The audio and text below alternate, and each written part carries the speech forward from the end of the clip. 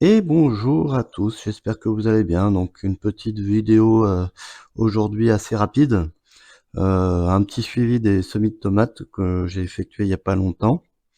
Et puis je vais voilà, après je vais aller rempoter tout ça tranquillement. Voilà, donc pour refaire un point très rapide, donc dans l'ensemble quasiment tout à lever comme il faut. Alors, vous voyez qu'elles sont un petit peu de travers. J'ai un peu tardé aussi à m'en occuper. Moi, elles cherchent la lumière, forcément, on est à côté de la fenêtre. Donc elles ont tendance à se pencher un petit peu. Donc on va remédier à ça en les rempotant. Faut pas s'y prendre trop tard, sinon ça risque de filer. Donc il y en a certaines, là je vois par exemple celle-là, qui commence déjà à être un peu trop grande, mais ça va le faire quand même. Voilà.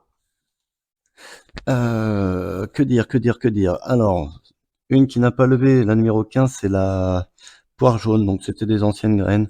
C'est pas très grave, hein, j'avais mis ça en plus pour finir le paquet que pour euh, que pour vraiment avoir de la poire jaune. La petite cerise poire jaune, pour rappel. Bon, voilà. C'est pas grave s'il y en a pas. De toute façon, je comptais arrêter d'en faire. Et celle qui a le moins bien levé, c'est la numéro 5, la Tulip Yellow. Il y en a une seule qui est là, qui est sortie. Le reste n'est pas sorti. Je crois que j'en avais mis, comme c'est une variété très rare, j'en avais mis une graine par case. Donc, vous voyez, sur 4 graines, il n'y en a qu'une qui a levé. Donc bon, j'en aurai au moins une, normalement, si tout se passe bien. Donc ce qui me permettra au moins de la goûter et puis de voir comment elle est, cette tomate, parce qu'apparemment elle est plutôt sympa. Autre chose aussi plutôt curieuse, c'est que là il y a de la nanas. Hop, de l'ananas. Alors en fait, je sais plus si je vous l'avais dit, mais il y a le 10 et le 10 PL, parce que sur Cultistaru, ils ont deux sortes d'ananas.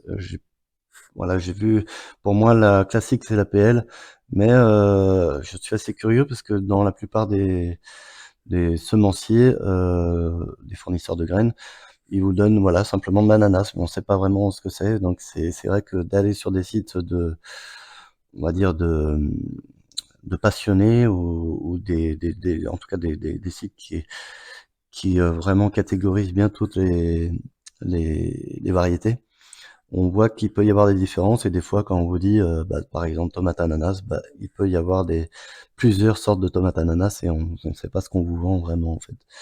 Il y a un peu le même phénomène avec, par exemple, de la butternut, la courge butternut. Il y a pas mal de courges butternut, et ce qu'on vous vend, on ne sait pas exactement ce que c'est comme variété.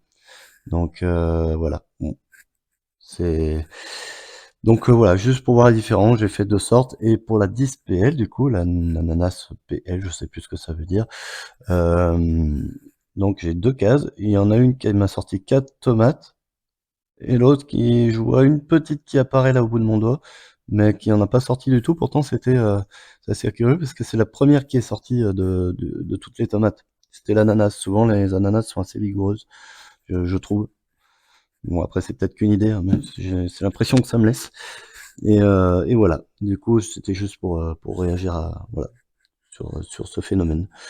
Écoutez, je vais aller rempoter, peut-être pas tout, parce que comme il y en a qui finissent de lever, par exemple la numéro 2, qui est l'Anna russe, est un petit peu en retard par rapport à d'autres. Ça lève, hein, on voit d'autres qui apparaissent ici. Je vais peut-être pas les rempoter tout de suite, mais pour les plus grandes, je vais les rempoter. Oh, je vous montre très rapidement comment je fais, mais bon, il y a pas vraiment de secret, hein. Allez, à tout de suite. Alors voilà, on se retrouve dans ma cabane pour empoter les tomates. Donc j'ai préparé les pots avec de la terre végétale et un mélange de terre du jardin aussi. Pour rappel, c'est toujours le même sac, hein. Comme voilà, je commence à l'avoir bien entamé, j'aime bien aussi y mettre de la terre végétale, de la terre de jardin que j'ai dans un seau là à côté. Un petit mélange, voilà, pour empoter, c'est très très bien, ça suffit bien. J'aurais pu mettre que de la terre de jardin. Voilà, disons que je me dis que ça fait un bon petit mélange, quoi, mais bon, il n'y a rien d'obligatoire en fait, hein. Il n'y a rien d'obligatoire. Donc j'ai rempli de terre que je n'ai pas tassé, mais que j'ai bombé. Vous allez comprendre après pourquoi. Donc là, j'ai ma plaque de semis. Donc j'ai toujours ma petite fourchette. Je trouve que pour manipuler les les semis, en règle générale, l'autre fois je l'avais pas, je l'ai retrouvé. C'est plutôt voilà, c'est une sorte de petit, comment dire? De petit ustensile, bien pratique. Donc là, j'ai commencé, du coup, c'est la numéro 12. Tout simplement, toc, ça me permet de soulever tranquillement, voilà, comme ça, tac. Alors vous voyez que la plaque, je l'ai pas du tout remplie, hein, je vais l'utiliser plus tard peut-être, sûrement même pour d'autres semis. Et puis, bah, je recompléterai, mais voilà, quand j'ai mis la terre l'autre jour, j'ai fait toutes les cases, mais en fait, j'en ai utilisé que, même pas la moitié, quoi. Alors, et pour les tomates, bah, je mets souvent plusieurs graines, donc c'est pour ça que j'ai plusieurs tomates qui poussent. Donc, je démarie tout ça, donc avec une seule main, toujours, ce n'est pas facile. Donc voilà, numéro 12, j'ai tout démarié. Alors, certaines personnes vont vous conseiller d'attendre les 2 vraies feuilles avant de rempoter. J'ai pas de conseils à donner là-dessus, et puis de toute façon, généralement mes conseils, c'est pas qu'ils sont pas bons, mais j'évite de trop en donner parce qu'il y a plein de méthodes pour jardiner et puis, on peut se tromper et voilà, moi je suis plus pour vous montrer, comment je fais moi. Après c'est vous qui, voilà, avec vos habitudes, avec votre façon de faire, avec votre facilité aussi, parce qu'on a chacun nos facilités, vous faites comme vous voulez bien sûr, hein. Mais en tout cas, généralement on conseille, d'attendre 2 vraies feuilles. Moi j'y arrive pas, je préfère, quand elles sont petites comme ça, avec 2 feuilles, juste ces cotylédons, même des fois plus petites que ça, je les rempote tout de suite. Je trouve ça beaucoup plus facile. Enfin voilà, c'est mon avis. Je trouve que la reprise est meilleure. Donc je prends un pot, je fais un trou, tac. Alors je vais essayer de faire ça à une main, mais ça va pas être facile.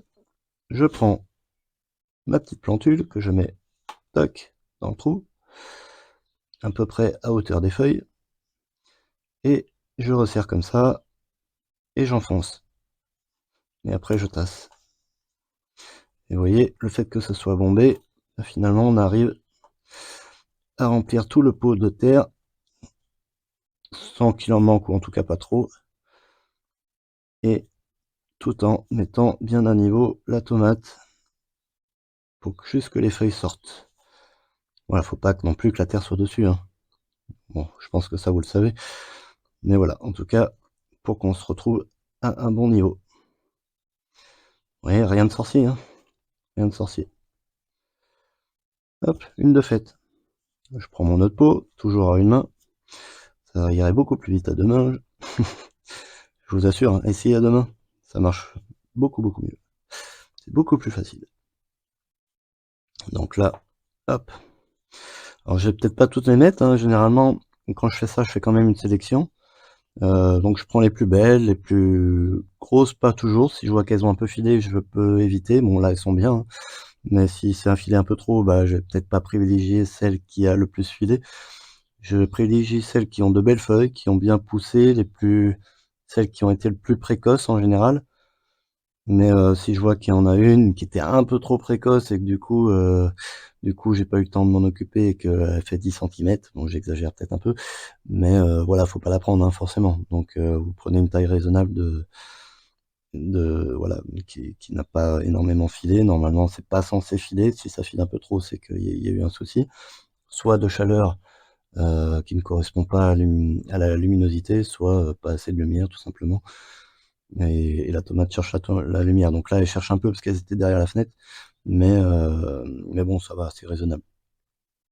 Et puis, elles sont dans la maison, donc pas assez de lumière par rapport à la chaleur qu'il fait dans la maison. Mais bon, ça va, on s'en sort bien quand même. Je fais ça tous les ans, j'arrive quand même à m'en sortir comme ça. Donc voilà, je mets bien à peu près à hauteur. Toc, je ramène la terre. Donc avec les 2 mains, comme je disais, toujours plus facile. Mais voilà, quand on prend normalement, en fait, je ramène les 2 pouces comme ça et puis je ramène la terre comme ça et je tasse autour. Là, bah, j'ai qu'un pouce, donc je me sers des autres doigts, voilà. Bon, ouais, je vous explique mes difficultés de caméraman. Alors voilà, et voilà qui est fait.